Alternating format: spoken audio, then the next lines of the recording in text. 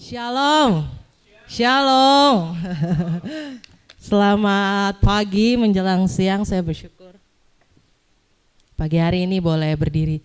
Sebenarnya saya pengen ke toilet dulu, tapi coba saya tahan ya 30 menit ke depan. Biasa ibu hamil, ya kan share? So terlambat harusnya dari tadi. Ibu-ibu apa kabarnya pagi hari ini? Do you feel pretty today? Merasa spesial kah hari ini atau sudah diperlakukan spesial hari ini? Belum. Iya belum ya. Kak Geri gendong dong anaknya biar ibunya hari ini nafa. Oh enggak. Canda ya. Oke, saudara, as we know hari ini kita rayakan Hari Ibu. Secara internasional, artinya bukan kita aja tetapi dunia merayakan, bersyukur atas hadirnya manusia karena ibu-ibu. Mohon maaf ayah-ayah hari ini bukan tidak dirayakan, nanti ada waktunya. Untuk segala sesuatu ada waktunya, betul. Hari ini mari kita rayakan untuk ibu-ibu. Tapi saya berdoa hari ini kita semua, bukan hanya yang ibu-ibu, dapat firman juga. Amin. Amin. Hari ini saya mau share tentang wanita yang berharga. Ini klise, wah banyak dengar lah ya. Tapi hari ini kita mau belajar di mana sih harganya, gitu. Di mana sih keberhargaannya seorang wanita. Tapi sebelum saya masuk, ada beberapa statement dunia begitu ya yang saya sering dengar atau kita sering baca. Saya nggak tahu ini benar atau salah gitu ya. Kayaknya bapak-bapak lah yang bisa menolong saya untuk menjawabnya. Jika statement tersebut adalah benar, katakan dengan lantang, oke. Bisa 1, 2, 3? Oke. Tapi kalau dipikir-pikir statement ini kurang lah ya, kayaknya kebenarannya enggak 100%. Bisa katakan oke ya. Tolong dibantu ya, tolong dibantu.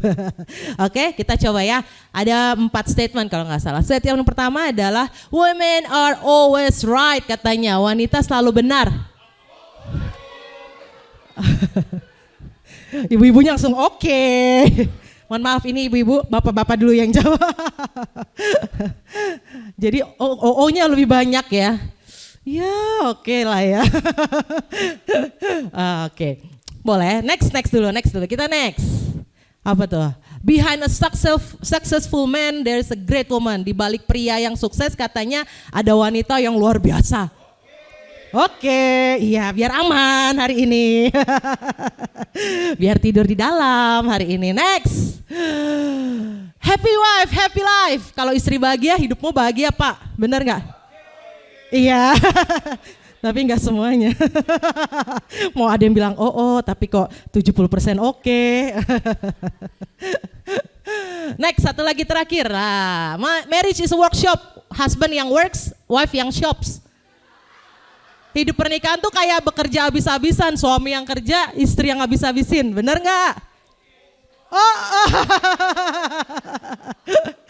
Ada yang oke, wah enak tuh ibu-ibu hari ini, oke.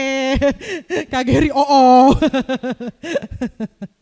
Oke, ini the world ya, maksudnya statement dunia lah begitu ya tentang wanita di mata pria begitu. Iya, ada yang benar, ada yang mungkin kurang benar gitu ya. Tapi let's see ya, kita mau belajar apa hari ini. Yang pertama, mari kita sama-sama buka di dalam Kejadian 1 ayat 26 sampai 28. But first ya, tapi mari kita lihat kepada yang pertama-tama ketika Tuhan jadikan kita manusia. This is ayat 26 berkata demikian, berfirmanlah Allah, baiklah kita menjadikan manusia menurut gambar dan rupa kita, supaya mereka berkuasa atas ikan-ikan di laut dan burung-burung di udara, dan atas ternak dan atas seluruh bumi, dan atas segala binatang melata yang merayap di bumi. Maka Allah menciptakan manusia itu menurut gambarnya, menurut gambar Allah diciptakannya dia. Laki-laki dan perempuan diciptakannya mereka. Allah memberkati mereka, lalu Allah berfirman kepada mereka, beranak cuculah dan bertambah banyak, penuhilah bumi dan taklukkanlah itu. Berkuasalah atas ikan-ikan di laut dan burung-burung di udara dan atas segala binatang yang merayap di bumi. Amin. Saya mau masuk ke poin saya langsung yang pertama. Poin yang pertama adalah kita dengar hal ini sering sekali, baca ini, sering sekali dengar khotbah, mengerti tentang hal ini bahwa yang pertama diciptakan menurut gambar dan rupa Allah. Katakan amin. Karena sudah terlalu sering, saya sudah tahu deh maunya kemana ini. Diciptakan menurut gambar dan rupa Allah. Tadi ayat yang kedua, boleh back sedikit Erin, ayat yang ke-27 bilang Allah menciptakan manusia itu menurut gambarnya, menurut gambar Allah diciptakannya dia. Bukan hanya laki-laki, hari ini saya mau bold di kata perempuan juga, kita diciptakan sama menurut rupa, menurut gambarnya Tuhan. Ini masih teori, bentuknya pengetahuan. Mari kita serap, maksudnya kita ambil itu, kita lihat dalam konteks sehari-hari.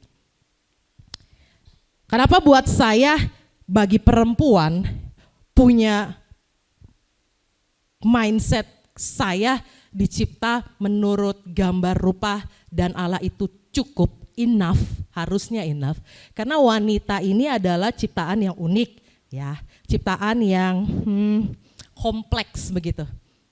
Kata diciptakan dalam bahasa aslinya menerangkan bahwa ketika Tuhan ciptakan perempuan tuh kayak mendesain arsitektur bangunan begitu. Jadi memang kompleks sekali itu membentuk dan menciptakan kita para wanita. Nah, dalam kehidupan sehari-hari saya mau ambil konteks ini kepada wanita. Rasa berharga kita itu sebenarnya ada di sini, di-create sama dan dicipta sama menurut gambar Tuhan. Pada hari-hari kita, wanita, kita tahu kita ini makhluk yang confident, punya rasa percaya diri kalau terlihat cantik. Bentuk tubuh, warna rambut, warna kulit begitu ya. Produk-produk kecantikan yang dibuat itu buat mostly ya, buat siapa? Wanita, betul. Jadi wanita ini memang ingin tampil cantik, betul ibu-ibu? Ada nggak yang perempuan di sini nggak pernah beli bedak? Ada yang pernah? Belum pernah. Seumur hidup saya nggak pernah beli bedak karena saya dicipta seperti gambar Kristus. Saya nggak perlu itu bedak. Nggak ada kan? Sekarang saya tanya, pria-pria pernah beli bedak? Untuk ibu-ibu. Nggak pernah. Memang unik gitu, kita punya perbedaan yang unik. Beli baju, baju siapa yang lebih banyak di lemari, bapak-bapak atau ibu-ibu? Ibu-ibu. Padahal nggak perlu juga ya, banyak-banyak ya Pak, putih, hitam ya cukup lah ya. Kalau ibu-ibu perlu orange, perlu jingga, perlu warna-warna yang lain. Potong rambut, modelnya bermacam-macam, ada yang pendek sebelah, panjang sebelah gitu. Laki-laki kalau rambut oke lah ya, tapi biasanya lebih simple begitu. Nah wanita ini confident-nya, saya mau ajak hari ini, jangan kita build confidence kita di hal-hal yang lahiriah begitu. Mari rasa cukup dengan statement kita dicipta segambar dan serupa Kristus. Bukan artinya nggak boleh beli peralatan kecantikan atau membuat diri kita cantik, tapi bisa nggak kita tetap merasa confident ketika misal pensil alis habis, hari ini mau pergi gereja, nggak ada toko buka, tuh pensil alis udah nggak bisa dipakai. Masih bisa nggak pede ke gereja tanpa pensil alis, ibu-ibu?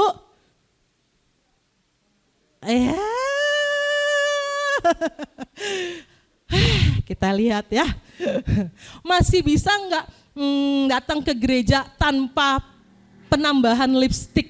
Masih confidence nggak?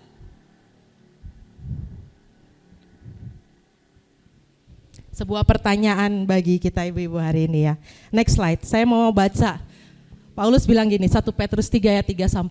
Perhiasanmu, ini konteksnya untuk para istri ya. Perhiasanmu janganlah secara lahiriah, yaitu dengan mengepang-epang rambut, memakai perhiasan emas, atau dengan mengenakan pakaian yang indah-indah. Ini biasa ya. Ternyata udah dilakukan dari zaman dulu. Wanita-wanita seneng rambutnya cantik, ngepang-ngepang, pakai perhiasan emas, lalu menggunakan pakaian yang indah-indah. Tapi Paulus bilang gini, Petrus bilang tetapi perhiasanmu ialah manusia batiniah yang tersembunyi dengan perhiasan yang tidak binasa, yang berasal dari roh yang lemah lembut dan tentram, yang sangat berharga katanya di mata Allah. Amin. Jadi hari ini khusus gitu ya untuk para ibu wanita juga. Soalnya begini saudara, ternyata rasa percaya diri itu untuk khususnya wanita itu sudah muncul tuh ada dari bentuk tubuh tuh yang dirasa tuh kurang gitu. Itu udah ada tuh dari SMP, itu udah mulai mungkin mereka ngerasa aduh pipiku mulai terlalu cabi ini gitu ya. Saya pernah tanya-tanya anak-anak TYC begitu ya, kalau saya sharing, pernah nggak untuk khusus yang perempuan, kamu ngerasa apa sih yang kurang? Ini Kak, aku ngerasa aduh jidatku lebar banget gitu. Atau ngerasa tanganku besar banget gitu. Padahal kita ngeliatnya enggak. Tapi mereka udah punya tuh, perempuan-perempuan tuh udah ngerasa kayak gitu. Saya nggak tahu ya kalau laki-laki ya, ada nggak sih nggak gitu? Kayak Aaron, aku nggak tahu ya. Bapak-bapak udah, aduh bulu kakiku banyak, ada nggak sih kayak gitu? Enggak lah ya, enggak. Kalau perempuan nggak tahu kenapa ya bisa begitu, mulai kayak, aduh. Ada aja gitu yang kita merasa kurang gitu, nggak confident. Tapi hari ini kita belajar bahwa next slide, yang kita mau bangun adalah bukan manusia yang di luar saudara. Sekali lagi, bukan yang nggak boleh, tapi sewaktu-waktu kita nggak punya, misalnya suami lagi nggak ada budget buat beli bedak, ya nggak apa-apa gitu. Atau misalnya saya pernah dengar sebuah cerita satu ibu, bukan di sini, nggak mau ke ibadah Natal. Kenapa? Nggak ada baju baru. Nggak apa-apa padahal gitu ya. Tapi kita terbiasa untuk membangun sesuatu yang sifatnya di luar. Nah hari ini mari kita belajar berinvestasi pada manusia batiniah. Memang dia tersembunyi di dalam, nggak dilihat orang. Ibu-ibu, doamu gak pernah dilihat sama orang, gak harus di tempat yang sepi, air matamu gitu ya. Terus karaktermu di dalam begitu ya, yang mengasihi orang, yang mengampuni, yang mau ditegur oleh firman. Gak kelihatan di dalam. Tapi Tuhan bilang gini, itu gak bisa binasa. Artinya kita bawa terus sampai kepada kekekalan. Yang terakhir, itu yang berharga di matanya Tuhan. Kalau yang kita bangun selama ini mungkin berharga di mata manusia. Tapi saya mau encourage hari ini. Yuk ibu-ibu, kita bangun manusia batiniah kita. Ayo anak-anak yang perempuan. Nah, biar nanti jadi ibu-ibu yang mantap. Yang kita bangun manusia apa saudara? Batiniah. Yang tersembunyi. Amin. Amin. Buat bapak-bapak gimana? Next slide buat bapak-bapak. Ayo bapak-bapak belajar hari ini. Ternyata dari sisi psikologi secara ilmiah, research on father-daughter relationship bilang gini, seorang ayah itu memerankan peranan yang penting bagi kehidupan anak-anak perempuannya. Oke, ya. Kak Geri anaknya 2, perempuan semua. Ternyata kalau punya hubungan yang baik nih sama anak perempuan secara psikologi, artinya ini ilmiah sudah diuji berpuluh-puluh tahun. Kalau saudara research itu keluar semua dari bahasa Inggris. Biasanya saya cari bahasa Inggris biar lebih pakem begitu ya. Itu keluar bahwa ternyata ada hubungan yang erat antara seorang ayah yang hadir bagi anak wanitanya khususnya. Yang Itu membangun rasa percaya diri anak-anaknya. Bahkan sampai nanti anak-anaknya build relationship sama cowok gitu ya, sama laki-laki, itu rasa amannya itu tetap pada ayah. Karena ayah tuh punya figur, punya sosok seorang yang melindungi. Jadi kalau figur itu rusak, ada ketidakseimbangan yang hadir di dalam diri wanita, begitu ya. Kita lihat mungkin perempuan yang saya nggak tahu ya, mungkin kurang percaya diri atau punya masalah dalam bersama dengan pasangan di sosial whatever itu, coba cek mungkin kemungkinan besar ya rusak figur ayahnya, sehingga dia sulit untuk berkembang emotionally. Yang saya maksud hadir tuh bukan ada di rumah terus ya bapak-bapak ibu-ibu, nganterin sekolah aja gitu, atau ada bangun tidur apa-apa ada, bukan. Tapi hadir di masa-masa krusial gitu buat seorang anak wanita. Contoh misalnya saya dulu ya sama papa saya ngedumel tiba-tiba bangun, aduh saya lihat betis saya gede banget saudara waktu itu ya. Sekarang juga, tapi waktu itu gede banget, rasanya namanya perempuan ya, aduh kok betis gede banget ini ya, ngedumel mundur maju ke toilet. Ayah saya dengar, nah dia hadir di situ tuh. Kenapa kak? Enggak apa-apa, ini betis gede banget lah gitu. Coba Pak lihat gitu ya, saya mulai mengeluh begitu, terus ayah saya hadir di situ. Kak, coba lihat postur tubuhmu, gempal gitu ya maksudnya ya, berisi. Kalau kakimu kecil nggak mampu nahan badanmu yang besar katanya gitu. Bagus, proporsional itu katanya gitu. Dia hadir, lucu sih ya benernya, tapi ada benernya juga saya pikir-pikir gitu. Jadi di situ rasa percaya diri saya tumbuh, nggak tahu gimana tiba-tiba ya tumbuh. Lalu dia hadir lagi, bukan hanya dari kecil ya saudara, tapi di masa-masa misalnya saya mau cari kerja. Lalu ada 2 perusahaan atau 2 sekolah waktu itu, saya mau pilih A atau B. Nah ini buat para orang tua mungkin. Ketika saya tanya, itu ayah saya hadir di situ. Kamu pilih yang ini aja, menurut papa logikanya begini. Jadi nggak dibiarkan terserah kamu mau pilih yang mana, hidupmu, pekerjaan, enggak. Dia hadir di situ, memberi jawaban supaya saya bisa renungkan. Bapak-bapak dan ibu-ibu, kalau anak perempuanmu khususnya ya, dan anak laki-laki juga ya, nanya, Pak, bagaimana menurut Papa nih, saya ikut ini atau enggak? Atau saya harus pilih yang mana? Jangan, kalau bisa, jangan kayak, ya terserahlah, kamu yang A boleh, yang B boleh, gitu ya. Kalau dia nanya, artinya dia perlu bantuan. Apalagi untuk anak muda ya, masih bingung. Wah, ini saya punya pacar, menurut Papa gimana? Ya jalanin aja lah ntar ya. Mama saya hadir di semua pacar-pacar saya dan dia bilang tidak ke semua cowok-cowok yang saya bawa ke rumah. Sampai saya capek bawa cowok. Aaron the only man yang orang tua saya setuju. Wah. Ibu saya tolak langsung. Saya bilang, mama kan belum tahu dia, belum kenal dia. No, I have a feeling, kata. Ini ibu-ibu feelingnya tinggi ya. I have a feeling, no. Karena itu menyelamatkan anakmu.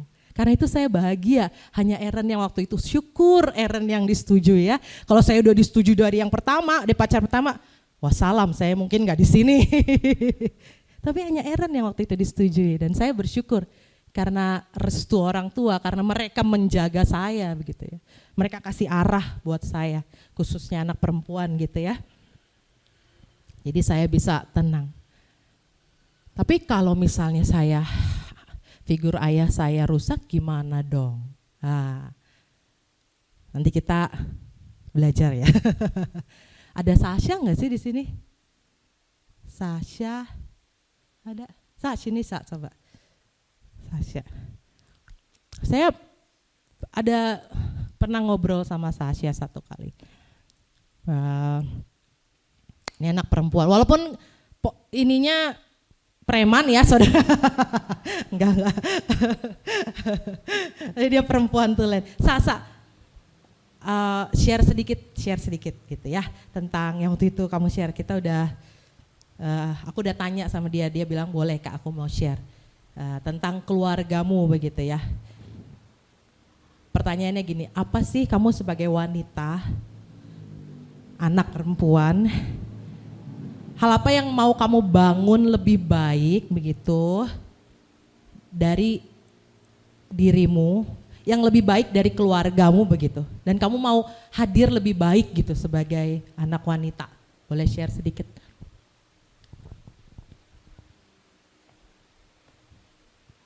Ya oke, jadi waktu bulan lalu ya kayak kita I Care, itu Kak Ruth tanya soal harapan apa yang aku pengen, harapan lebih baik yang nggak aku punya sekarang. Yang ingin kamu bangun di masa depan.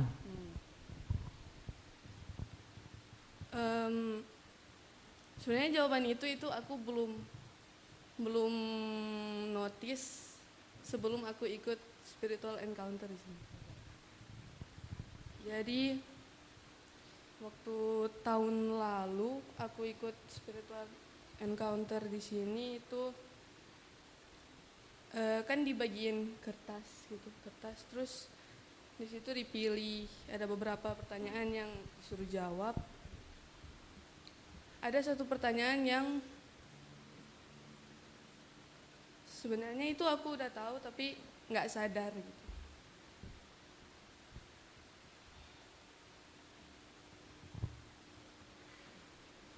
Soal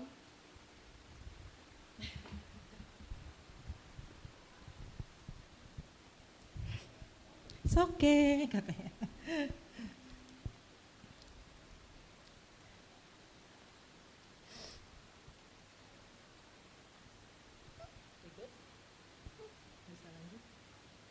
Bisa lanjut? Atau aku mau yang lanjutin? Tapi it's okay aku cerita. Oke. Saya lanjutkan saudara. It's terlalu emosional buat Sasha. Tapi ini hal yang baik. It's okay. Sasha sharing sama saya, Kak, saya ini lahir dari keluarga yang gak sempurna gitu. Gak sempurna tuh bukan artian orang tua saya pisah begitu ya. Tapi dia bilang dari kakek nenek saya. Saya udah izin ya sama Sasha untuk sharing ini. Dari nenek kakek saya itu gak sempurna keluarga saya. Tapi bukan stop hanya di situ. Dari kedua belah pihak, Kak. Dari mama saya ke atas gitu ya, dan dari papa saya ke atas. So itu berat banget gitu. Untuk seorang perempuan, wanita gitu ya, untuk kita growing di keluarga yang gak sempurna. Lalu saya tanya, harapanmu apa? Aku mau punya keluarga yang utuh katanya di dalam Tuhan. Di situ saya bersyukur karena dia enggak traumatik gitu ya. Jadi pertanyaan yang tadi, kalau keluarga kita enggak sempurna gimana? Hari ini ada kabar baik. Yesus datang mau memulihkan kita. Hari ini ada kabar baik. Tuhan create kita serupa gambarnya begitu. Bagi kita yang nggak hadir di dalam ketidaksempurnaan, hari ini kabar baiknya Yesus datang bawa pemulihan. Datang sama Tuhan, Tuhan aku nih nggak sempurna sebagai perempuan. Aku nih banyak kurangnya, aku nih banyak cemasnya, aku nih banyak takutnya, mikirin anak, uang sekolah, besok mau makan apa gitu. Besok anak saya sama siapa, itu perempuan tuh banyak gundah gulananya gitu. Nah hari ini sebuah kabar baik bahwa Yesus hadir. Dia bilang, aku ciptain kamu segambar loh, serupa loh. Your confidence harus ada di dalamku. Rasa percaya dirimu harus ada karena alasannya aku.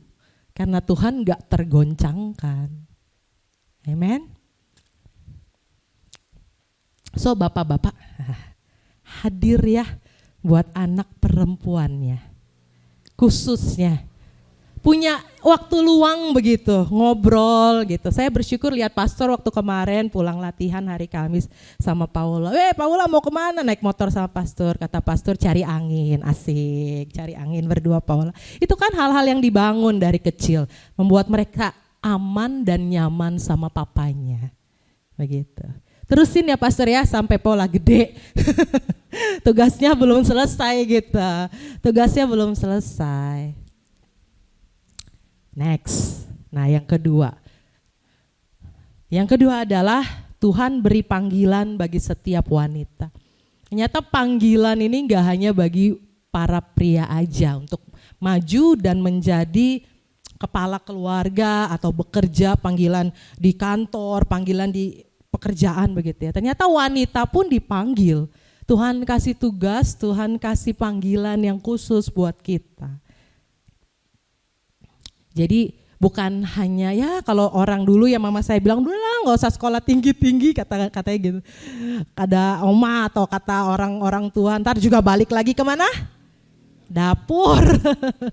Kesannya kita tuh endingnya di dapur aja, mau sekolah S3 juga lu harus balik lagi bikin rendang gitu ya, tinutuan gitu ya. Nah, saya nggak bisa tuh. Saya nggak gede di dapur. Tapi saya bersyukur bahwa ternyata Tuhan bilang hari ini ada panggilan buat kita para wanita. Ada panggilan yang saya mau bahas dulu, panggilan yang spesifik sekali, hanya wanita yang bisa kerjakan, yaitu menghasilkan keturunan ilahi. Hanya ibu-ibu yang diberi kemampuan untuk melahirkan ya, untuk mengandung begitu, mengandung dan kemudian melahirkan. Kalau saudara perhatikan lagi, saya mencoba kayak Tuhan mau ngapain, Tuhan bicara ini, Tuhan taruh. Balik ke slide yang kedua, Rin itu yang kembali ke Kejadian, dia bilang begini kan, Allah ayat 28, Allah memberkati mereka lalu Allah yang berfirman kepada mereka, beranak cucu, bertambah banyak, penuhi bumi, taklukkanlah itu. Oke, terus saya mulai merenung terus Tuhan. Ya banyak dari kita wanita, kalau udah menikah, ibu atau tante atau oma pasti tanya kan, kapan kamu mau punya anak?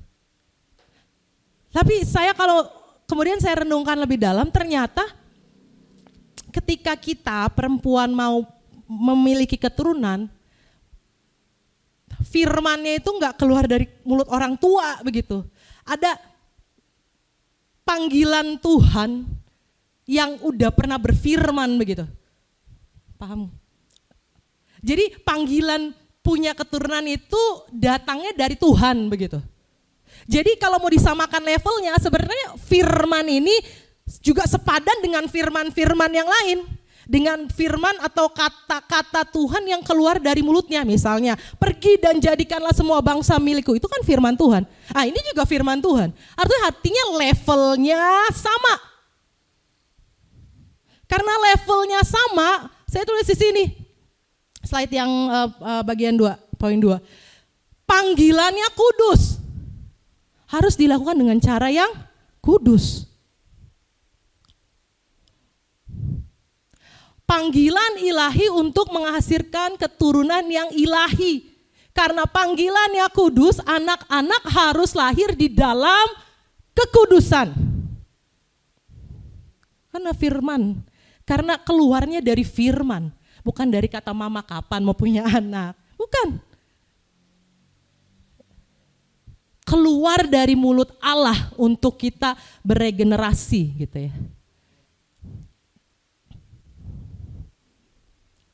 Di sekitar kita banyak. Nah, gereja keras sedikit ngapa ya? Di sekitar kita banyak yang mungkin mulai merendahkan nilai-nilai itu. Karena iblis kerjanya harus menghancurkan rencananya Tuhan. Artinya banyak anak-anak yang keluar, lahir di luar kekudusan. harus stand up, harus berdiri nih kita. Supaya janji Tuhan ini digenapi. Firman Tuhan awal-awal, aku mau kamu beranak cucu. Perempuan-perempuan mengandung di dalam kekudusan. Melahirkan anak-anak yang ilahi begitu. Maleaki menulis.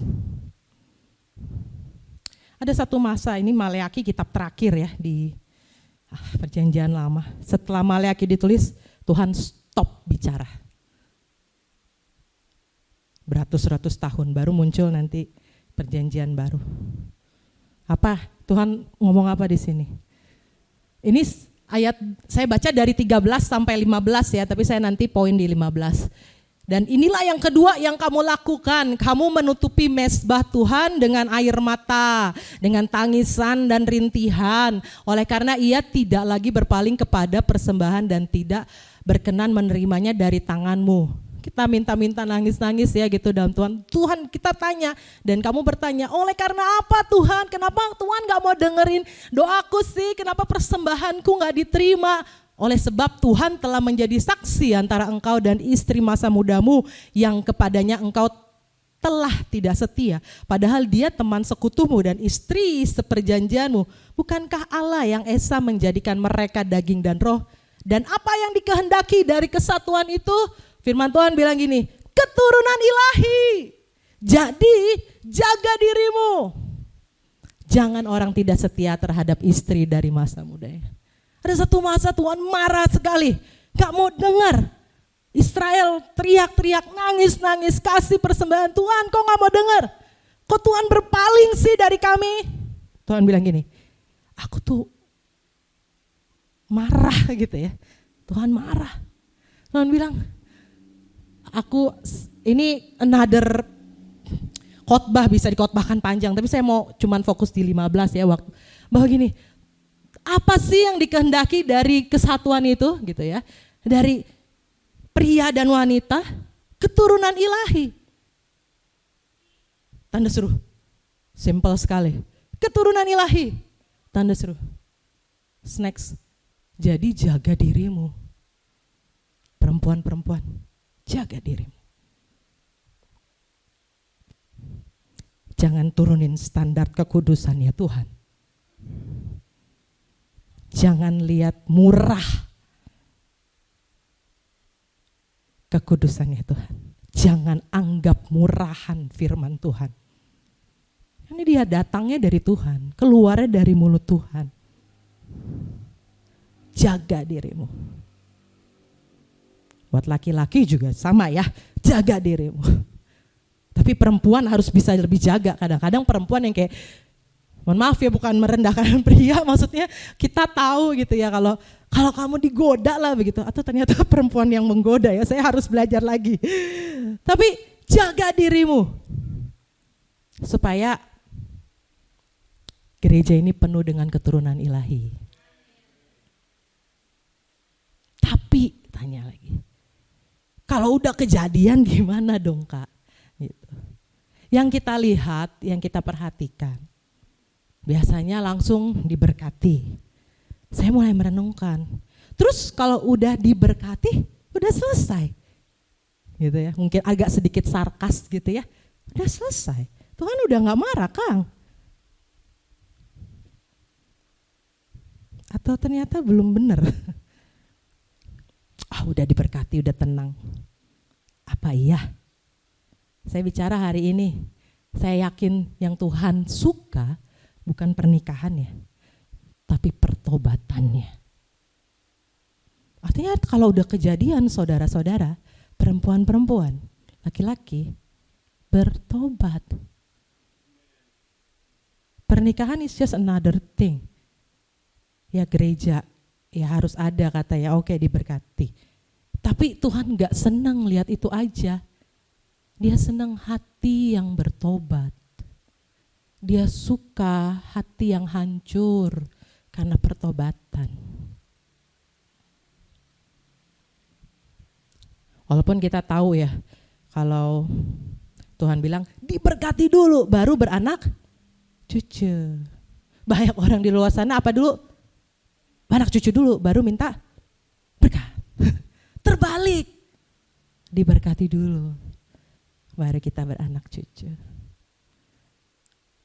Bagi yang bisa mengandung, bagi yang ingin mengandung, sadari bahwa itu datangnya dari Tuhan.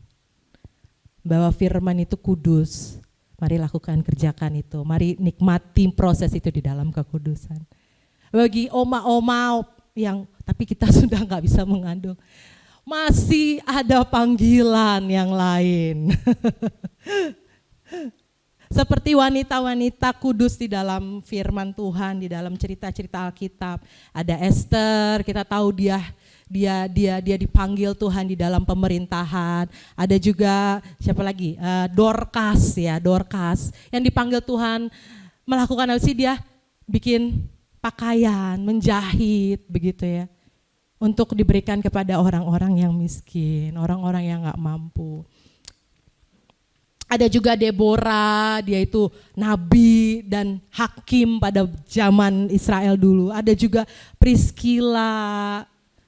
Aquila Priscilla, sepasang suami istri yang menjawab panggilan Tuhan dengan bersama Paulus begitu ya, untuk mensupport pelayanan Paulus, dan dia juga mengajar jemaat. Saya percaya hari ini ada panggilan khusus buat setiap ibu-ibu, bukan hanya di dapur, bukan hanya di rumah begitu maksud saya, tapi juga keluar dari rumah begitu. Ada panggilan-panggilan untuk kita melahirkan tanda kutip ya, keturunan-keturunan ilahi di luar sana. Memuridkan teman-teman, memuridkan keluarga kita yang belum kenal Tuhan. I believe it's panggilan kita buat setiap para wanita. So hari ini mau rayakan hari ibu dengan apa? Saya tulis sini, mari rayakan hari ibu dengan pertobatan. Bangun rasa percaya diri kita, para ibu, di dalam tangan Sang Pencipta. Sebab Dia yang berkata, kamu tuh segambar, serupa, kamu tuh sempurna, udah cukup di dalam aku. Investasilah pada manusia batiniah kita, saudara, yang berharga di mata Allah. Di situ letak berharga kita, bukan karena manusia yang lihat, tapi karena Tuhan bilang, kamu berharga Erin, karena kamu punya roh yang lemah lembut dan tentram katanya. Gak panikan gitu ya, lemah lembut dan tentram. Next, buat bagi para ayah, jadi tempat yang aman untuk anak perempuanmu, jadi ayah yang hadir bagi mereka. Bagi anak-anak muda, khususnya perempuan, jaga dirimu, mari lahirkan anak-anak di dalam kekudusan untuk menghasilkan keturunan yang ilahi. Bagi kita yang lain ibu-ibu, Tuhan tetapkan kita dengan panggilannya yang khusus dan spesifik. Mari kita hidupi panggilan itu bersama-sama. Boleh saya undang pemain musik maju. I believe setiap firman Tuhan harus direspon, amen. Hari ini Tuhan datang bawa pemulihan buat setiap kita, I believe. Bagi kita wanita yang Tuhan, aku udah gak mampu rasanya ini hari-hari ini. Saya juga ngalamin hari-hari mengandung yang berat begitu saudara. Sampai saya tanya Tuhan tentang apa sih rencana Tuhan gitu untuk anak saya gitu yang ketiga, karena ini di luar rencana kami. Sampai saya baca Mazmur gitu ya, Mazmur banyak ya, Tuhan ternyata Tuhan tuh pandang serius pembentukan seorang anak begitu ya. Tuhan tuh teliti sekali membentuk anak di dalam kandungan begitu. Sampai dia Mazmur bilang, Aku telah menulis mereka di dalam kitabku. Kejadiannya tuh udah ada, bahkan sebelum dunia ada. Waktu itu saya langsung bertobat ya, dalam arti menangis dan Tuhan, matamu melihat selagi aku bakal anak. Dalam kitabmu semuanya tertulis hari-hari yang akan dibentuk sebelum ada satupun daripadanya. Sebuah pertobatan yang saya alami adalah, ini anak udah ada kitabnya, udah ditulis. Ruth mau apa?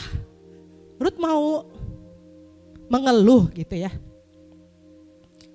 Berat soalnya. Aaron tahu betapa saya ya banyak keluhan gitu ya. Dan juga waktu Kak Yuni sharing tentang delay gitu, saya aduh delay kan bener kan, saya kan ke delay. Yang tadinya mau ikut ke Sorong kan jadi susah kalau kayak gini. Yang tadinya mau ngegas buka sekolah mungkin PAUD buat Judah kan terbatas sekali. Tapi waktu saya persiapkan firman Tuhan, beri pertobatan di hati saya. Ruth, ini anak udah ada kitabnya, udah ditulis bahkan sebelum dunia ada. Di situ saya bertobat, saya bilang, thank you Tuhan. Tuhan baik. Tuhan baik buat saya. Jadi firman tuh harus direspon. Kalau tadi Petrus bilang, wanita investasi deh sama roh yang lemah, lembut dan tentram. Investasi deh di dalam manusia batiniah kita. Karena itu lebih berharga. Penampilan kita ya berharga sih, tapi ada batas waktunya.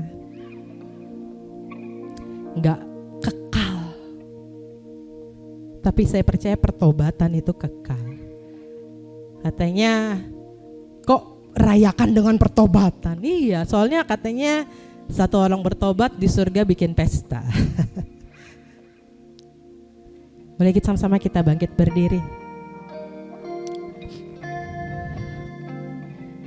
Ada sebuah pujian yang hadir di mulut saya ya, hadir di hari-hari saya 2 minggu belakangan, dan I believe mari kita boleh sama-sama respon hari ini. Yesus, Kau telah memulai, Engkau Allah yang setia.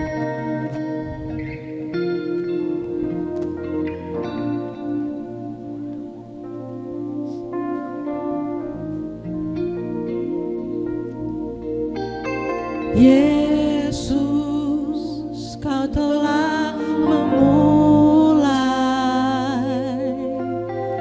segala yang baik dalamku.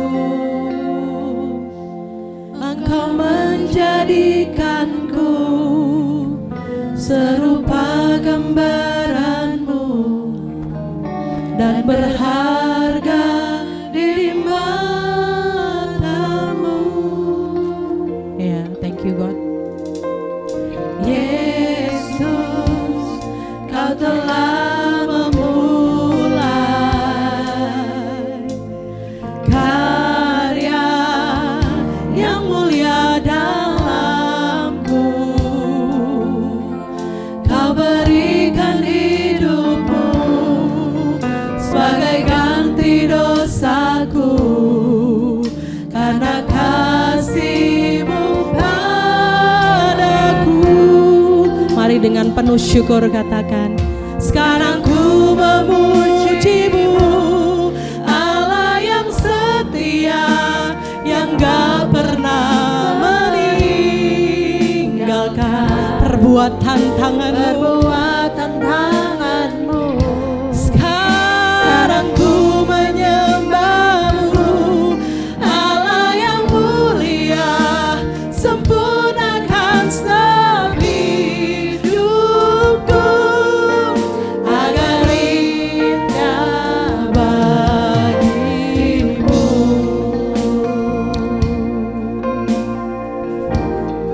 sebuah pertanyaan buat kita. Bagi para wanita, kalau pagi hari ini engkau mau respon firman, bilang, Tuhan, aku mau mulai bangun manusia batini aku. Aku mau memulai membangun hal-hal yang tersembunyi di hadapan manusia. Aku mau melihat hal-hal yang supranatural hadir karena diriku dibentuk sesuai dengan firman Tuhan. Kalau itu engkau, boleh taruh tanganmu di dada, kita mau berdoa. Tuhan, itu aku, itu Ruth Tuhan, itu Ruth Tuhan, yang perlu Tuhan, yang mau bangun manusia batinnya. Itu aku Tuhan, itu aku Tuhan, itu aku Tuhan, itu aku Tuhan. Bagi para ayah, kalau engkau mau hadir bagi anak-anakmu, taruh juga tanganmu di hati, bilang, Tuhan, itu aku juga. Aku mau hadir bagi mereka. Aku mau ada di setiap musim-musim mereka. Aku mau jadi ayah yang melindungi. Aku mau jadi figur ayah yang aman bagi anak-anak perempuanku, supaya mereka bertumbuh aman, nyaman di dalam Tuhan. Kalau itu engkau juga, engkau mari doa sama Tuhan pagi hari ini. Bagi anak-anak perempuan, anak-anak laki-laki, engkau dipanggil Tuhan juga untuk menghasilkan keturunan-keturunan yang ilahi. Kalau itu doamu juga pagi hari ini. Aku tahu mungkin banyak dari engkau hadir di dalam keluarga yang gak sempurna. Hari ini Tuhan datang mau kasih pemulihan, mau kasih pemulihan buat hidupmu. Anak-anak muda, kalau itu engkau, Tuhan, kerinduanku untuk aku gak melihat kekudusan sebagai hal yang murah, hal yang rendah. Itu aku Tuhan, panggil aku sesuai rencanamu. Kalau itu engkau juga taruh tanganmu di dada, bilang, Tuhan, aku butuh Tuhan. Kalau itu engkau, para ibu yang lain, yang I believe engkau punya panggilan untuk doakan keluargamu yang mungkin belum di dalam Tuhan, untuk hadir bagi mereka di luar sana, untuk mereka kenal Kristus. Kalau itu engkau juga, engkau boleh taruh tanganmu di dada.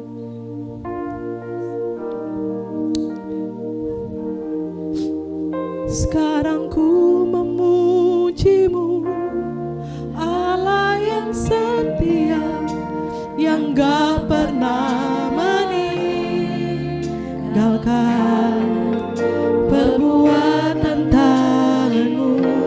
Sekarang ku menyembahmu, Allah yang mulia, sempurnakan setiap hidupku agar indah. Sekarang ku memujimu,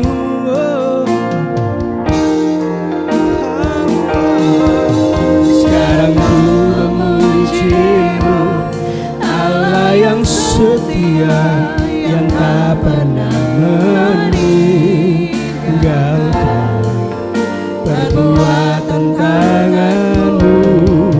Sekarang ku menyembahmu, Allah yang mulia, sempurnakan segenap hidupku agar indah bagimu. Semua jemaat diberkati dengan kebenaran firman Tuhan, amin. Gereja harus menyuarakan yang namanya suara pertobatan, amin saudara ya.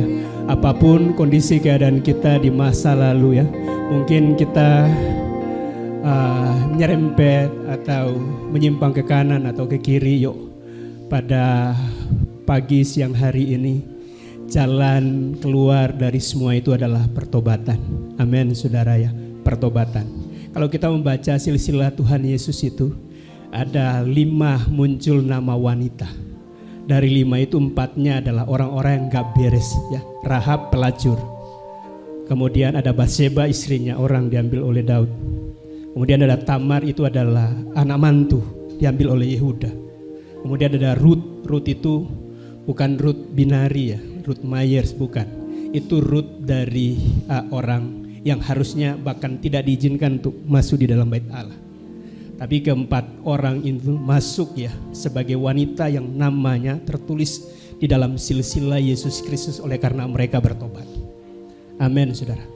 Di dalam Maleakhi pasal 2 tadi ya, dari 13, 14, 15. Itu tentang keturunan ilahi.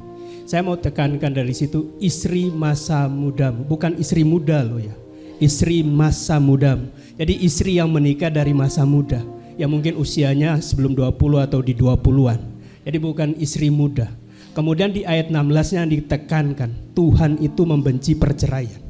Jadi menutup rangkaian dari keturunan ilahi di ayat 16-nya membenci perceraian. Kalau kita lihat ya dari konteks perjanjian lama, Tuhan itu membenci perceraian. Diulangi pengajaran itu oleh Tuhan Yesus. Dan diulangi oleh Paulus lagi. Jadi dari perjanjian lama diajarkan kembali oleh Tuhan Yesus sendiri, dan disetir kembali oleh Paulus bahwa Tuhan itu membenci perceraian. Kalau perceraian terjadi karena apa? Bukan karena rancangan Tuhan, tapi itu lebih karena kedegilan hati. Sehingga Musa itu membuat surat cerai. Tapi yuk setiap kita kembali kepada kebenaran. Amin saudara ya. Kembali kebenaran. Untuk kita hidup dengan istri seperjanjian kita. Saat kita datang di altar membuat suatu janji, hidup dalam suka dan duka, saat sehat, saat sakit, saat kekurangan, saat kelimpahan. Oleh karena itu saya ingin di momen ini setiap kita untuk benar-benar membuat sebuah komitmen yang baru. Hidup dalam kekudusan, hidup dalam pertobatan. Karena itu yang membuat kemudian Rahab menjadi pahlawan iman. Nama Tamar Batseba Rut itu masuk dalam silsilah keturunan Tuhan. Dalam 1 menit, 2 menit setiap kita boleh bertobat. Datang kepada Tuhan. Ini suara daripada Tuhan sendiri. Mari dalam 1 menit, 2 menit setiap kita boleh bertobat di hadapan Tuhan.